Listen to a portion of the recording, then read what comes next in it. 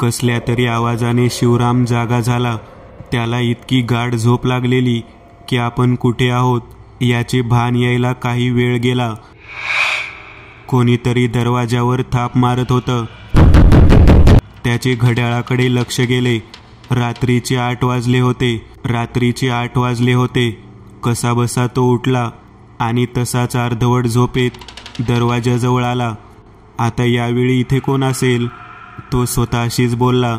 त्याने कडी काढली आणि काहीसा आवाज करत तो भक्कम लाकडी दरवाजा उघडला. बाहेर अंधार पसरलेला आणि दाराबाहेर कोणीच नव्हते. त्याला आश्चर्य वाटले, पण भास झाला असेल अशी समजूत करून त्याने दरवाजा बंद केला आणि कडी लावत होता तोच पुन्हा दारावर थाप पडली. तो दचकला. घाबरत घाबरत त्याने दरवाजा उघडला. ओसरीच्या बाहेर एक पुरुष उभा होता. भरदार मिशा, डोक्याला पागोटे, कमरेवर धोतर आणि हातात एक काठी. कोण तुम्ही? शिवरामने विचारले. मी या गावात राखण करतो. लय दिवसांनी या घराचा दरवाजा उघडा दिसला म्हणून पाहत होतो कोण आले. मी या घराचा सर्वे करायला आलो आहे. सर्वे म्हणजे हे घर नीट करून वापरता येईल किंवा पाडावे लागेल वगैरे तपासण्यासाठी आलोय. पाडू नका, हे घर पाडू नका, असं स्वतःशीच बोलत तो पुरुष माघारी फिरला आणि समोर अंधारात दिसेनासा झाला. शिवरामला काही समजले नाही. तो आत आला. बाजूलाच असलेल्या न्हाणी घरातून तोंड धुवून आल्यावर त्याने सोबत आणलेला डबा खाल्ला आणि पुन्हा तिथे झोपला. मध्यरात्री त्याला अचानक जाग आली. त्याचे डोळे उघडले, पण त्याला उठताच येत नव्हते. छातीवर दडपण आल्यासारखे वाटत होते. त्याचवेळी अंधारात त्याला खिडकीजवळ काहीशी हालचाल जाणवली. त्याने जवळच असलेली टॉर्च सुरू केली आणि खिडकीच्या दिशेने फिरवली. त्या खिडकीमध्ये पाताळ नऊवारी घातलेली एक तरुण स्त्री उभी होती. कपाळावर कुंकवाची आडवी रेघ, डोक्यावरून घेतलेला पदर, गळ्यात काळी पोत, तिचे ते काळेभोर डोळे शिवरामवरच खिळले होते. एका हाताने तिने खिडकीचा गज पकडलेला. शिवरामच्या तोंडातून शब्द फुटत नव्हता. कोण आहे? तो कसाबसा बोलला. ती स्त्री करकर दात खात तशीच उभी होती. तिच्या दातांचा होणारा आवाज शिवरामला ऐकू येत होता. अशातच ती बाई भेसूर हसू लागली. तिचे रक्ताने भरलेले तोंड पाहून शिवरामचे शरीर बर्फासारखे थंड पडले होते. त्याने घाबरून टॉर्च बंद केला, पण त्याचवेळी दरवाजावर थापा पडू लागल्या. घाबरून शिवराम शेजारीच असलेल्या स्वयंपाकघरात आला. बाहेर टिटव्या कर्कश आवाजात ओरडत होत्या. दारावर पडणाऱ्या त्या थापांचा आवाज घरभर घुमत होता. अचानक तो आवाज थांबला आणि कोणाच्या तरी पावलांचा आवाज येऊ लागला. शिवराम जागेवरच थिजला. हळूहळू तो पावलांचा आवाज जवळ येऊ लागला. आजूबाजूला अंधार असल्याने काही दिसत नव्हते. त्याने टॉर्च मुद्दाम बंद ठेवला होता. त्याच्या आजूबाजूला अनेक पावलांचा आवाज येत होता. त्या पायात असलेल्या घुंगराच्या आवाजांनी वातावरण अजूनच भयानक वाटत होते. अचानक कोणीतरी शिवरामचा पाय ओढला. तो खाली कोसळला. त्या झटक्यामुळे त्याच्या हातामधला टॉर्च सुरू झाला. त्याचवेळी तो ओढला जाऊ लागला. तो हातामधला टॉर्च आजूबाजूला फिरवत होता. त्याला त्याच्या आजूबाजूला 2 स्त्रिया दिसल्या, पण त्या नक्की कोण आहेत, त्यांचं काय सुरू आहे हे कळायच्या आतच तो एका खोलीमध्ये फेकला गेला. त्याचं डोकं समोरील भिंतीवर आदळले. तो कसाबसा उठून बसला आणि त्याने मागे वळून पाहिले. तिथे तीच स्त्री होती. तिच्या मागे कोणीतरी होतं, पण त्याला ते स्पष्ट दिसत नव्हतं. त्या स्त्रीने तिचा हात पुढे केला. तो हात मोठा होत त्याच्या मानेपर्यंत आला. त्याच्या मानेवर तिच्या हातांची पकड घट्ट झाली आणि पुढच्या क्षणी त्याची मान धडापासून वेगळी झाली. त्याचे निश्चेत कलेवर तिथेच कलंडले. एकदंत, बरं झालं तुमची भेट झाली. गेले किती दिवस मी तुम्हाला भेटण्याचा प्रयत्न करतोय. अजित म्हणाला. त्याचं काय आहे अजित, माझं कामच असं आहे की त्यासाठी गावोगावी फिरावंच लागतं. मग तिथे गेल्यावर काय होईल हे माझ्या हातात नसतं. एकदंत म्हणाले. देसाई प्रॉपर्टीचा हेड अजित देसाई एकदंत यांना भेटायला त्यांच्या घरी आला होता. एकदंत यांच्या अंगणात ते दोघे बोलत होते. मला कल्पना आहे एकदंत, म्हणून तर तुमची वाट पाहत होतो. बाबांना तुम्ही मागे एकदा प्रकरणात मदत केलेली, आताही तसेच काहीतरी आहे. म्हणजे आता काय झालं? शिवर्डे गावात एक जुनं घर विकत घेतलं आहे. ते रिडेव्हलप करून पर्यटकांसाठी एक चांगलं हेरिटेज कॉटेज बनवायचा विचार आहे. कारण शिवर्डे तसं डोंगरात वसलेलं आहे. आजूबाजूला नद्या, धबधबे मोठ्या प्रमाणावर आहेत. पण अजूनही नक्की प्रॉब्लेम काय आहे हे मला समजलं नाही. त्या घरात मी आतापर्यंत 3 जणांना सर्वे करण्यासाठी पाठवलं आहे आणि तिघेही अनपेक्षितरित्या त्या घरातून गायब झाले आहेत. ते घर किती जुनं आहे? 70 वर्षापूर्वीचं आहे. आजूबाजूला मोकळी जमीन देखील आहे. तुम्ही त्या लोकांचा तपास केला का काही? हो, पोलिसात तक्रार देखील केली आहे, पण त्यांच्याबद्दल काहीच माहिती मिळाली नाही. त्यांचे सामान हे त्या घरातच सापडले. त्या घराचा आधीचा मालक कोण आहे? कोणीतरी आदित्य देशमाने आहेत, पण ते परदेशात असतात. त्यांच्या पणजोबांनी हे घर बांधलेले. पुढे ते त्यांच्या चुलत आजोबांच्या नावावर झालं, पण काही वर्षांपूर्वी त्यांच्या वारसातलं कोणीही उरलं नाही. तेव्हा हे घर मग आदित्य यांच्या नावावर झाले. त्या घराबद्दल गावातले लोकांशी तुम्ही काही बोलला आहेत का? त्यांच्यासोबत बोललो म्हणून तर तुमच्याकडे आलो. त्या घरात काहीतरी विचित्र घडून गेलं आहे असं गावकरी सांगतात, पण नक्की काय झालं आहे हे कोणाला माहीत नाही. त्या घरात कोणी राहत नाही. मग त्याची अवस्था कशी आहे? तसं घर नीट आहे. साफसफाई आणि डागडुजी होत होती वेळेवर, पण तरीही जुन्या घरात काही बदल नाही झालेले. मी आणि केशव जाऊन पाहतो तिथे. काही असेल तर समजेलच. मग त्या घराची चावी माझ्याकडे देऊन ठेवा. उद्या मी तिथे जातो, एकदंत म्हणाले. अजित गेल्यावर काही वेळाने केशव घरी आला. एकदंत यांनी त्याला घडलेला प्रकार थोडक्यात सांगितला. एकदंत, मी नेहमीचे साहित्य भरून ठेवतो, पण अजूनही पिशाचे वेध पूर्ण तयार नाही झाला. बाबा त्यावर काम करतच आहेत. हो केशव, आणि काही कल्पना नसताना पिशाचे वेध घेऊन जाणे धोक्याचे आहे. कारण परत त्यावर काही आघात झाला तर त्याची पाने विस्कळीत होतील. पुण्याहून शिवर्डे गाव 3 तासांच्या अंतरावर होते. दुसऱ्या दिवशी दुपारी एकदंत आणि केशव त्यांच्या कारने शिवर्डेच्या दिशेने निघाले. त्यांना त्या गावात पोहोचायला 5 वाजले. अजितने घराकडे जायचा पत्ता सांगितला होता, त्यानुसार ते त्या घराच्या जवळ पोहोचले. एकूणच मुख्य लोकवस्तीपासून ते घर लांब होते. समोरील फाटक मोडकळीस आले होते. फाटकापासून मुख्य घर जवळपास 50 फूट अंतरावर होते. अंगणात लिंबाचे मोठे झाड होते. इतरही लहान मोठी झुडपे उगवलेली. एका बाजूला विहीर होती. त्यांनी गाडी फाटकामधून आत आणली आणि तिथेच उभी केली. पूर्ण घराभोवती अर्धवट दगडांवर लाकडी कुंपण बांधलेले. घराच्या दोन्ही बाजूने मागे जाण्यासाठी वाट होती. समोर कौलारू ओसरी होती आणि त्यानंतर थोड्या उंचीवर घराचा मुख्य दरवाजा होता. बाहेरून घर एक मजलीस दिसत होते. घरात जायच्या आधी एकदंत मागील बाजूस आले. तिथे परसात एक विहीर होती. समोरील विहिरीच्या तुलनेने ही विहीर जास्त मोठी आणि पाण्याने भरलेली. त्याच्या पलीकडे थोडी झाडी होती आणि मग फाटक दिसत होते. एकदंत, जागा अगदीच मस्त आहे, केशव म्हणाला. मस्त तर आहे, पण इथे काय दडलं आहे ते अजून मस्त असेल, हसत एकदंत म्हणाले. ते दोघेही पुढे आले. केशवने कुलूप उघडले. कसलाही आवाज न करता तो दरवाजा उघडला. समोर प्रशस्त दिवाणखाना होता. दरवाजाच्या एका बाजूला जुन्या काळातील विजेचे काळे स्विच होते. केशवने त्यातील काही स्विच वर केले. दिवाणखान्यात काही ठिकाणी असलेले बल्ब सुरू झाले. एका बाजूला सोफा होता, पण तो झाकून ठेवलेला. बाजूलाच काही साहित्य ठेवलेले. दिवाणखान्याच्या समोरच स्वयंपाकघरात उघडणारा दरवाजा होता. डाव्या बाजूस देखील काही खोल्या होत्या. दिवाणखान्यात सोफ्यावरील कापड काढून ते दोघेही तिथे बसले.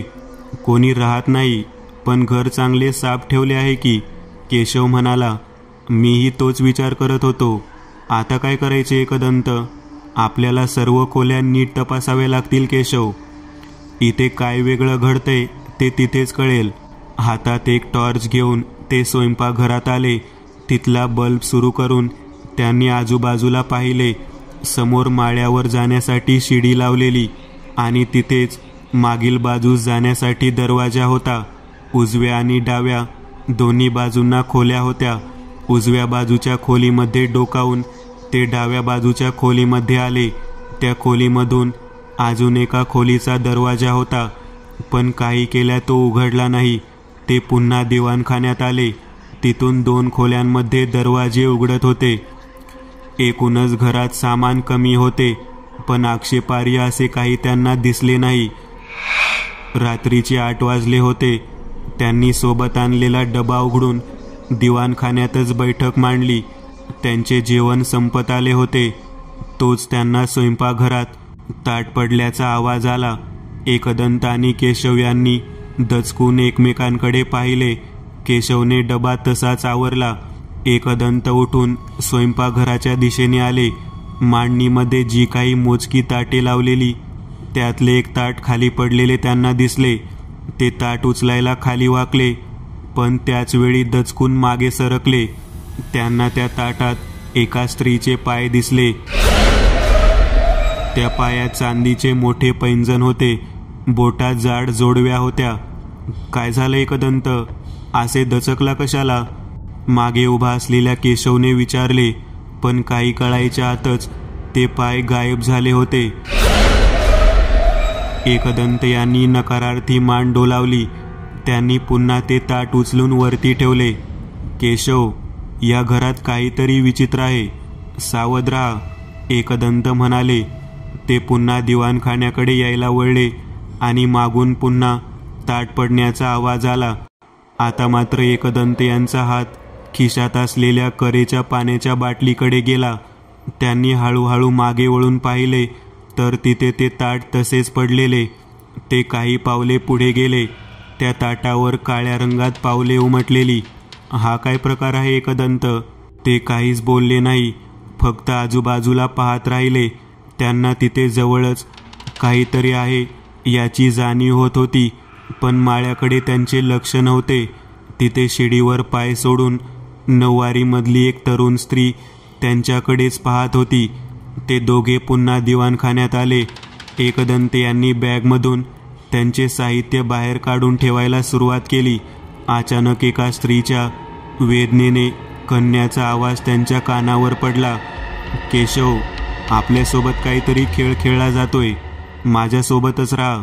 दोन्ही मोठ्या टॉर्च तयार ठेव आणि तुला दिलेली ती माळ घाल गळ्यात, एकदंत म्हणाले. मुख्य दरवाजावर थापा पडायला लागल्या. आजूबाजूला नीरव शांतता असताना धडधड आवाज सगळ्या घरात घुमत होता. एकदंत यांनी सावधपणे दरवाजा उघडला. ओसरीच्या बाहेर तोच पुरुष उभा होता. भरदार मिशा, डोक्याला पागोटे, कमरेवर धोतर आणि हातात एक काठी. मी राखण करतो गावात. बरेच दिवस झाले कोणी नव्हतं इथं. आत उजेड दिसला म्हणून दार वाजवलं, तो पुरुष बोलला. हां, थोडं काम आहे म्हणून आलो होतो. यात जरा बोलत बसू, सावधपणे एकदंत म्हणाले. आत नको नको, बाहेरच ठीक आहे मी. चालू द्या तुमचं काम, असं म्हणत एकदंत यांच्या उत्तराची वाट न पाहता तो पुरुष अंधारात चालत गायब झाला. एकदंत यांनी दरवाजा बंद केला आणि मागे वळाले. तोच दिवाणखान्यातून एक स्त्री स्वयंपाकघरात जाताना त्यांना दिसली.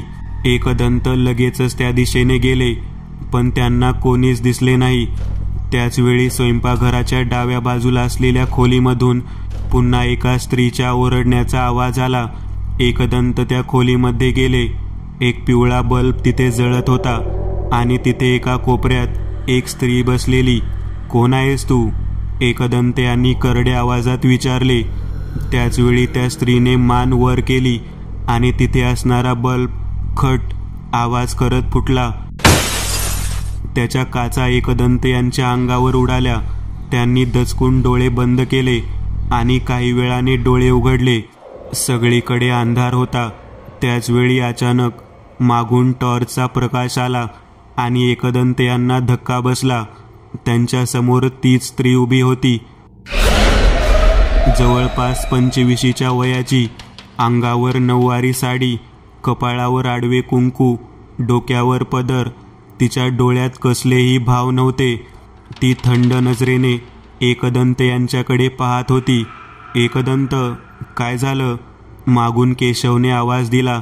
त्याच्या हातात मोठी टॉर्च होती. एकदंत यांनी त्याच्याकडे वळून पाहिले आणि पुन्हा समोर पाहिले तर तिथे ती स्त्री नव्हती. त्यांच्या शेजारील खोलीचा बंद असलेला दरवाजा जागेवर हादरायला लागला. दरवाजा हलताना बांगड्यांचा विचित्र आवाज येत होता. जणू काही कोणीतरी आतून तो दरवाजा हलवत होतं. एकदंत आणि केशव त्या दरवाजापुढे उभे होते. नक्की काय घडतंय हे कळायच्या आतच मागून एका लहान बाळाच्या रडण्याचा आवाज आला आणि तो हलणारा दरवाजा बंद झाला.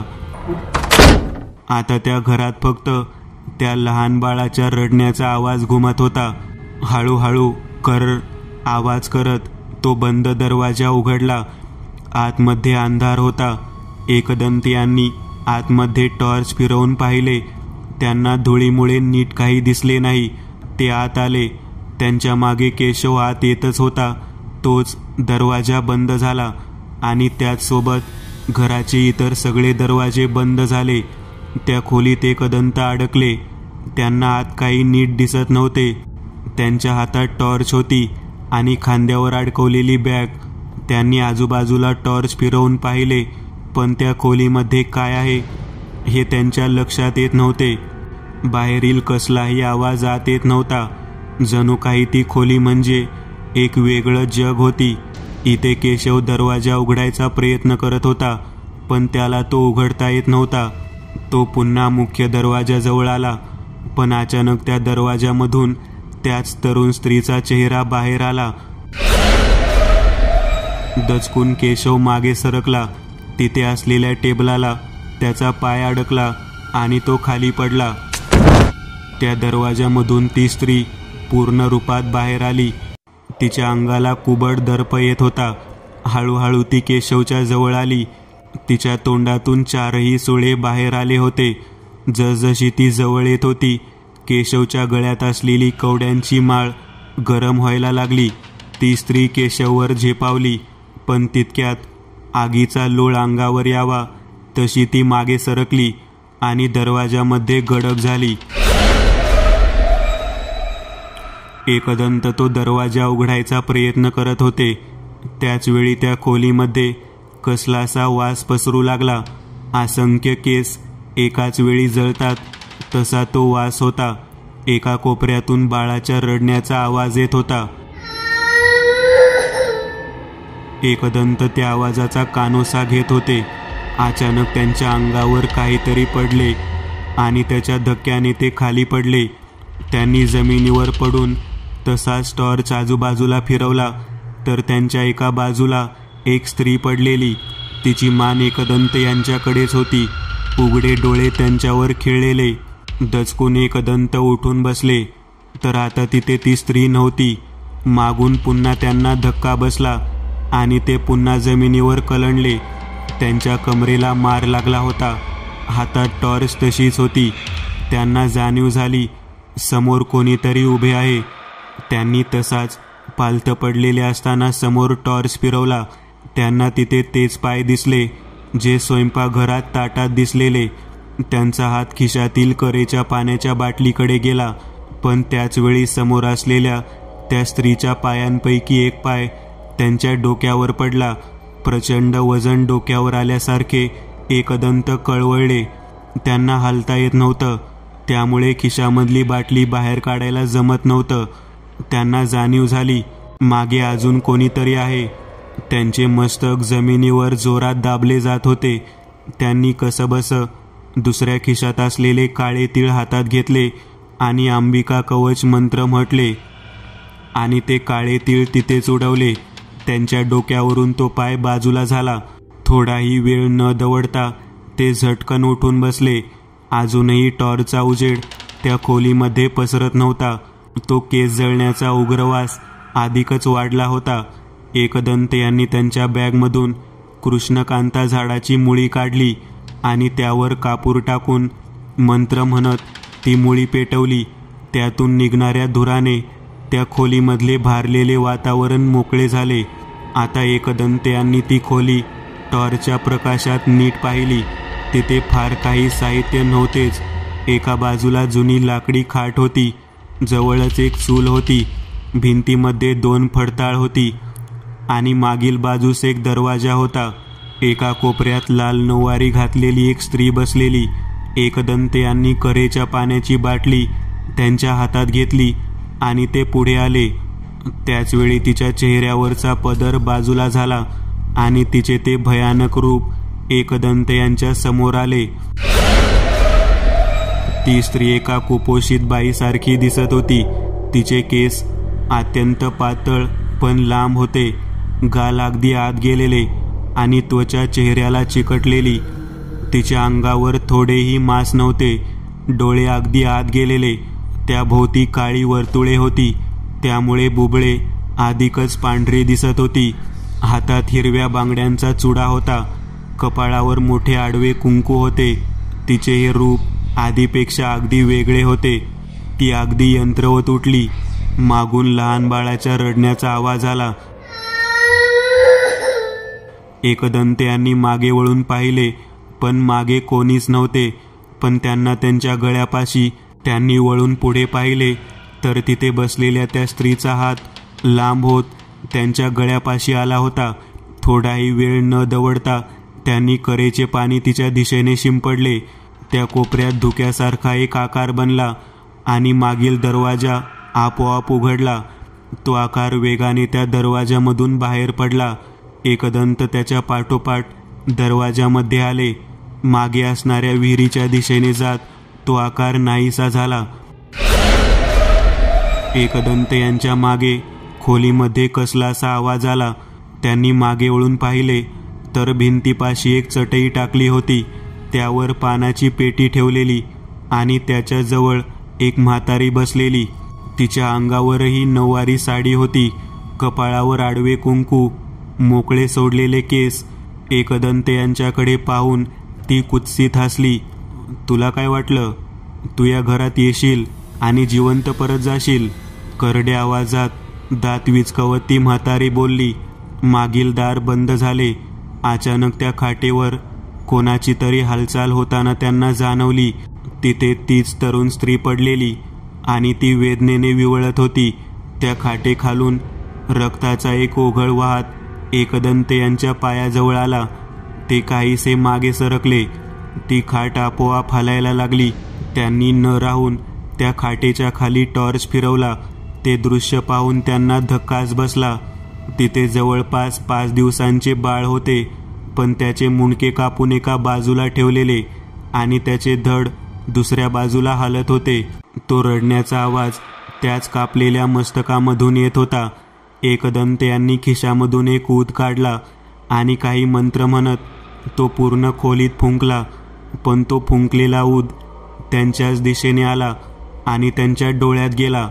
त्यांच्या डोळ्याची आग होत असल्याने ते डोळे चोळत होते. कसंबसं त्यांनी डोळे उघडले तर त्यांच्या समोर ती म्हातारी नव्हतीच. अजूनही त्यांना नीट दिसत नव्हते. अचानक त्यांच्या गळ्याला पकडून कोणीतरी त्यांना मागे ओढले. त्यांचा तोल गेला आणि ते त्या खाटेवरच पडले. त्यांनी उठायचा प्रयत्न केला पण त्यांना उठता येत नव्हते. त्यांचे हात आणि पाय खाटेला घट्ट जखडले होते. त्यांच्या हातामधली टॉर्च खाली पडली होती आणि तिचा अर्धवट प्रकाश खोलीमध्ये पसरला होता. त्यांच्या पायाला काहीशी हालचाल जाणवली पण नक्की काय होते हे त्यांना समजत नव्हते. आणि अचानक त्यांच्या मांडीवरून वरती सरपटत तेज बाळाचे धड येत होते. हा त्यांच्यासाठी धक्का होता. त्या बाळाच्या इवल्याशा धडावर मस्तक नव्हते आणि मानेमधून रक्त पडत होते.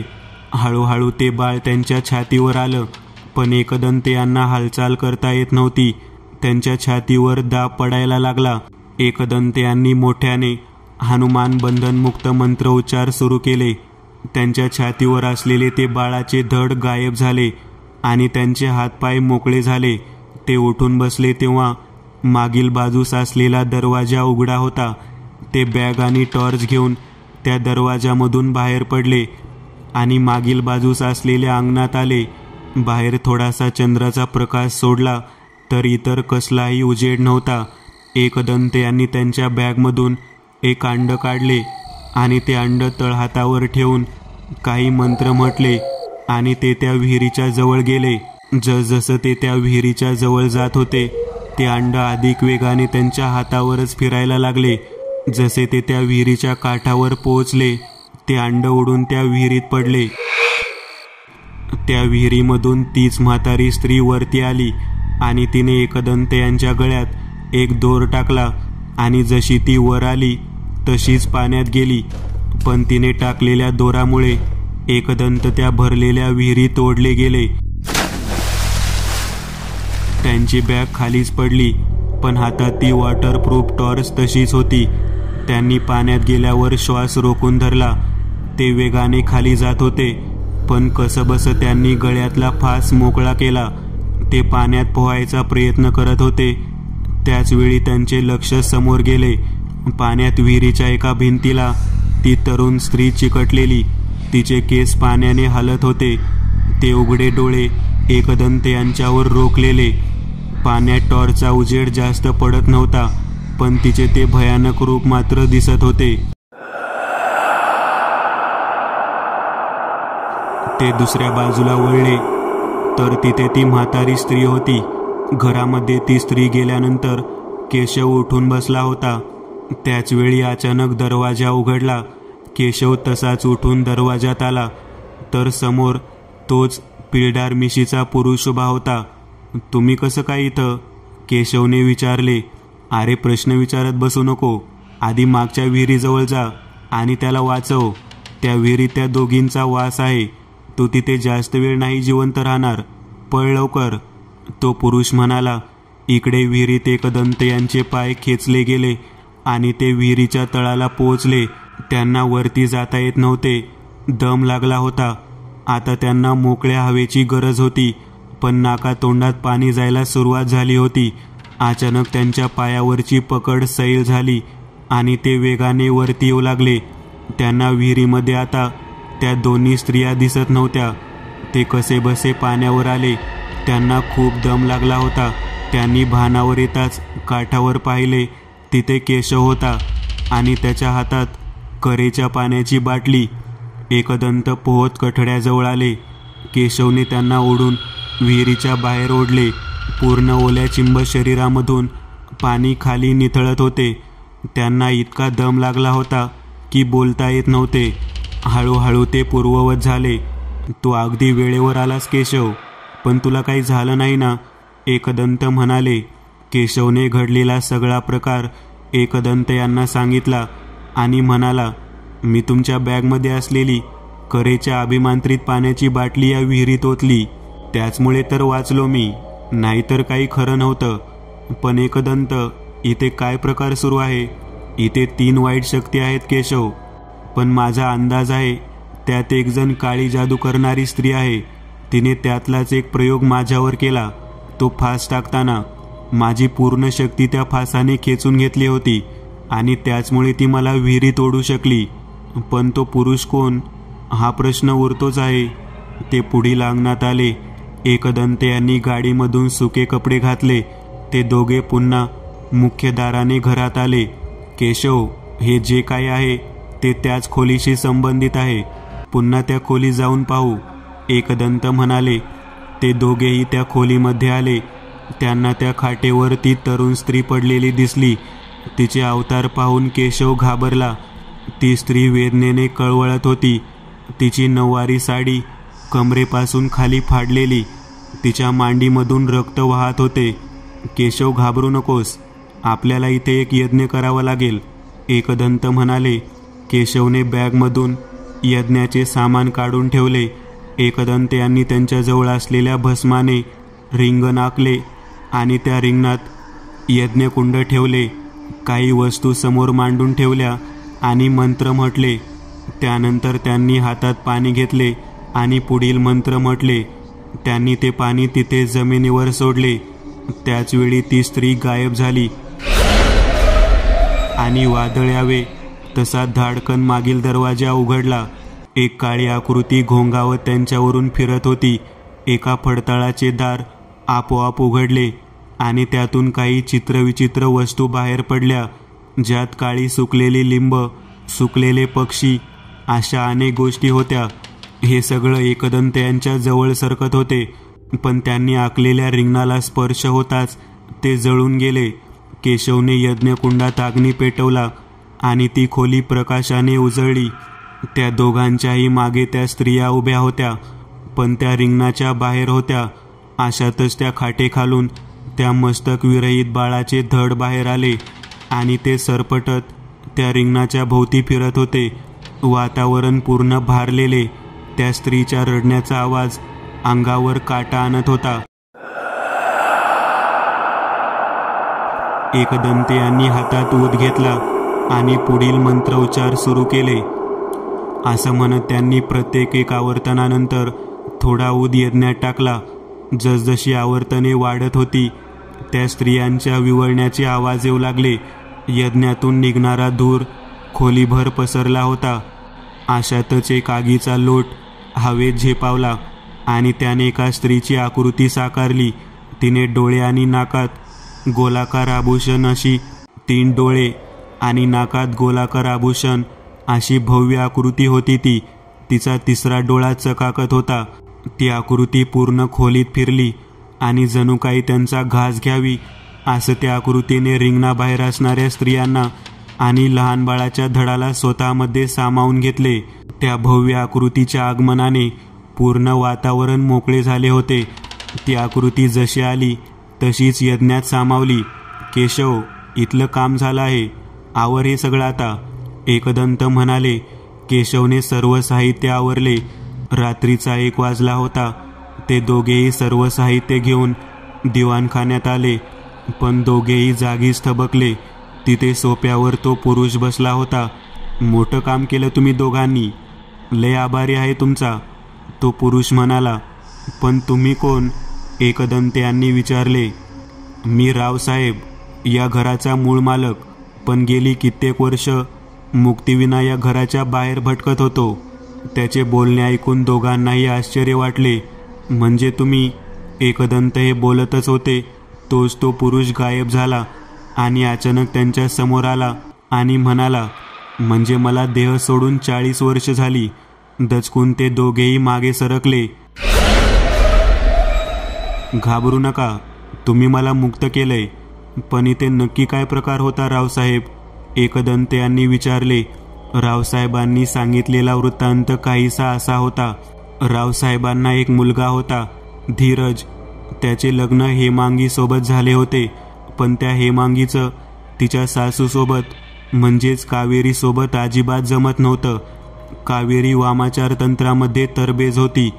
त्याचा वापर करून एखाद्या आत्म्याला बंदी बनवणे वगैरे अनेक काळ्या विद्या तिला प्राप्त होत्या. जेव्हा हेमांगी बाळंतीण झाली तेव्हा कावेरीने 5व्या दिवशी एका काड्यामधून तिला विष पाजले. ती मेल्यानंतर तिच्या उजव्या मांडीचे हाड काढून घेतले आणि हेमांगीच्या बाळाचा देखील बळी दिला.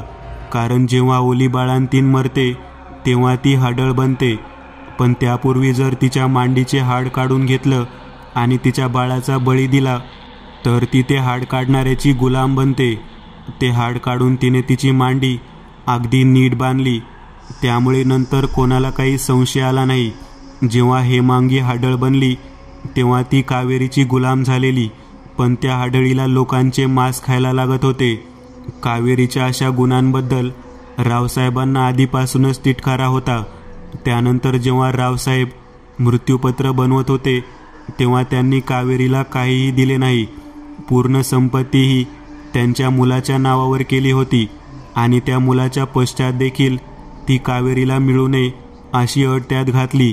यामुळे चिडलेल्या कावेरीने धीरज बाहेर गेलेला असताना रावसाहेबांना विष देऊन मारले आणि हेमांगीच्या आत्म्याच्या मदतीने त्यांना अंगणातच लिंबाच्या झाडाखाली गाडले. रावसाहेब गायब झाले अशीच तिने आवई उठवली. त्यामुळे रावसाहेबांचा देह अग्नी, डाग आणि विधी यांच्याशिवाय तिथेच पडून राहिला आणि त्यांचा आत्मा तिथेच भटकत राहिला. कावेरीला याची कल्पना होती. त्यामुळे तिने स्वतःच्या रक्षणासाठी काळ्या विद्येने एक बंधन बनवले. रावसाहेबांच्या आत्म्याला कधीही त्या घरात येता येणार नव्हते. ना कोणाला काही सांगू शकणार होते, ना ते कोणाला दिसू शकत होते. एक दिवस त्या घरावर दरोडेखोरांचा हल्ला झाला. घरात कावेरी आणि धीरज दोघेच होते. त्या दरोडेखोरांनी झोपेतच त्या दोघांचा खून केला आणि त्यांची प्रेत मागच्या विहिरीत नेऊन टाकली. जमेल तितका ऐवज घेऊन त्यांनी पळ काढला.